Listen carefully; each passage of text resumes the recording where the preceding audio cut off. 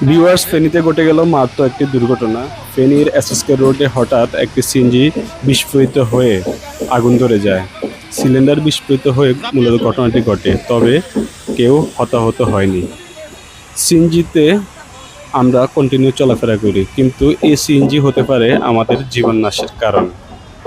যারা সিএনজি মালিকগণ আছেন, আপনারা সবসময় সিএনজি পরীক্ষা নিরীক্ষা করে তারপর রাস্তায় নামাবেন। সিলিন্ডারের মেয়াদ আছে কিনা সেটাও দেখবেন, কারণ ম্যাক্সিমাম সিএনজিগুলো সিলিন্ডারের মেয়াদহীন হয়ে গেছে। অবশেষে ফায়ার সার্ভিস দল এখানে আসলো, এসে চেষ্টা করতেছে আগুন নিভানোর জন্য।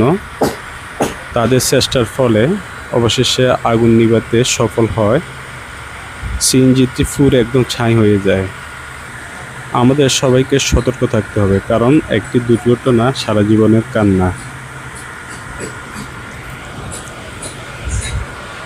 দেখুন, ফায়ার সার্ভিসের গাড়িটি, আমরা সামনে যাচ্ছি, আপনাদের দেখাতে চেষ্টা করব সিএনজির কী অবস্থা হয়েছে। দেখুন, একদম পুরো ছাই হয়ে গেছে।